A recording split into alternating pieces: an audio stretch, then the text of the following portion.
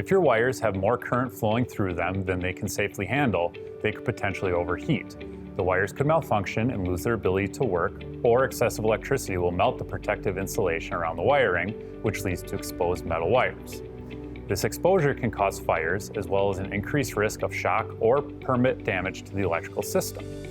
The circuit breaker should recognize when there is too much current present in the wiring. When the breaker detects excess electricity, it trips, cutting off power before the extra current can lead to any safety issues. However, it can and will cause permanent damage to circuit breakers if they're continuously reset time and time again after tripping.